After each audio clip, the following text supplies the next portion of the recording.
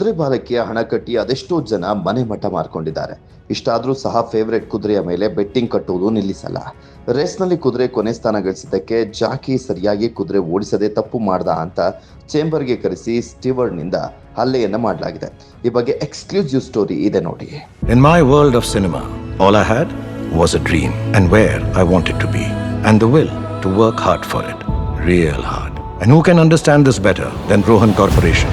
After all, it has only taken them 30 years of hard work, passion and dedication to have built success. Rohan Corporation India Private Limited, signature of trust. ಕುದುರೆ race ಒಂಥರ ನಶೆ ಇದ್ದ ಹಾಗೆ.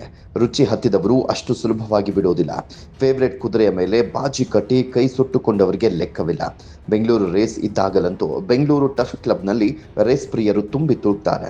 ಇದೀಗ race ಸೋತಿದ್ದಕ್ಕೆ ಜಾಕಿಯ ಮೇಲೆ ಹಲ್ಲೆಯನ್ನ ಮಾಡಲಾಗಿದೆ. ರುಷಾಲ್ ಹಲ್ಲೆಗೆ ಒಳಗಾದಂತ ಜಾಕಿಯಾಗಿದ್ದಾನೆ. ಬಿಟಿಸಿಯ ಸ್ಟೀವರ್ಡ್ Ravishankar meeting ಚೇಂಬರ್ಗೆ ಕರೆಸಿ ಕುದುರೆ ಸರಿಯಾಗಿ ಓಡಿಸಿಲ್ಲ, ಸಾಕಷ್ಟು ತಪ್ಪು ಮಾಡಿದ್ಯಾ ಅಂತ ಅವಾಚ್ಯವಾಗಿ ನಿಂದಿಸಿ ಜಾಕಿ ತಲೆಯ ಮೇಲೆ ಹಲ್ಲೆಯನ್ನ ಮಾಡಿದ್ದಾರೆ. ನವೆಂಬರ್ 1ರಂದು ದಿನದ ಕೊನೆಯ ರೇಸ್ನಲ್ಲಿ ಜೋಲಿಸ್ ಸ್ಟಾರ್ ಎಂಬ ಕುದುರೆಯನ್ನ ಜಾಕಿ ರುಷಾಲ್ ಓಡಿಸಿದ್ರು. ಅಪ್ರೆಂಟಿಸ್ ಜಾಕಿ ಆಗಿದ್ರಿಂದ ರುಷಾಲ್ಗೆ ಅಷ್ಟು ಅನುಭವ ಇರಲಿಲ್ಲ. ಲೈಸೆನ್ಸ್ ಪಡೆದು 1 ತಿಂಗಳಾಗಿತ್ತು ಅಷ್ಟೇ. ಹೀಗಾಗಿ ಜೋಲಿಸ್ ಸ್ಟಾರ್ ಕುದುರೆಯನ್ನ ಓಡಿಸಿದ್ದಂತ ಜಾಕಿ ರುಷಾಲ್ 7ನೇ ಸ್ಥಾನ ಪಡೆದಿದ್ರು. ಇದೇ ವಿಚಾರವಾಗಿ ಜಾಕಿ ರುಷಾಲ್ನನ್ನ ಸ್ಟೀವರ್ಡ್ ರವಿಶಂಕರ್ ತನ್ನ ಚೇಂಬರ್ಗೆ ಕರೆಸಿಕೊಂಡು ಮತ್ತೊಬ್ಬ ಸೀನಿಯರ್ ಸ್ಟೀವರ್ಡ್ ಅರಸ್ ಸಮ್ಮುಖದಲ್ಲೇ ಅವಾಚ್ಯವಾಗಿ ನಿಂದಿಸಿ ಹಲ್ಲೆಯನ್ನ ಮಾಡಿದ್ದಾರೆ.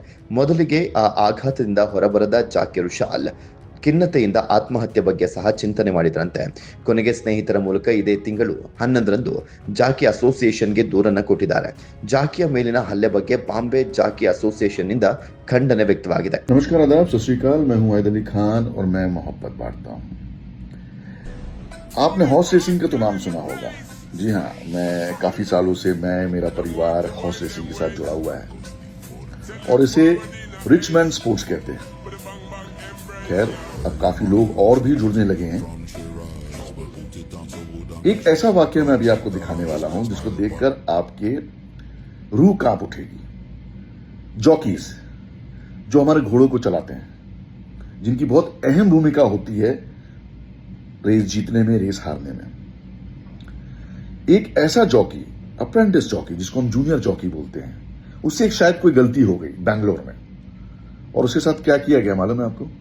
एक सीनियर ऑफिशियल ने उसे बुलाया 1 नवंबर को और बुलाकर तमाचा मारा। ये कहां तक सही है? क्या एक ऑफिशियल एक जॉकी को इस तरह थप्पड़ मार सकता है सरेआम?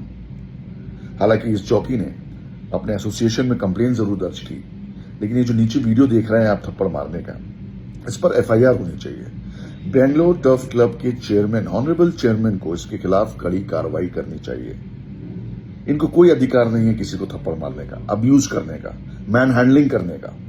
किसने अधिकार दे दिया इनको? ये अगर ये इन जॉकी से खुश नहीं है तो उसे निकाल दें, उसे सस्पेंड कर दें, उसे डिसमिस कर दें, उसका लाइसेंस रिवोक कर दें, लेकिन थप्पड़ मारने का अधिकार इनको नहीं है। तो जो भी हैं ये भाई साहब बैंगलोर के जो सीनियर अधिकारी हैं, इनका नाम आप देख रहे हैं, और मैं लेकर नाम अपने जबान को गंदी नहीं करना चाहता, तो ये नीचे जो आप कैप्शन में पढ़ रहे हैं उनका नाम, भगवान इनको दिमाग दे, अल्लाह इनको दिमाग दे, और इनके खिलाफ एक FIR भी हो अब्यूजिंग की, मैन हैंडलिंग की, and he should be behind the bars.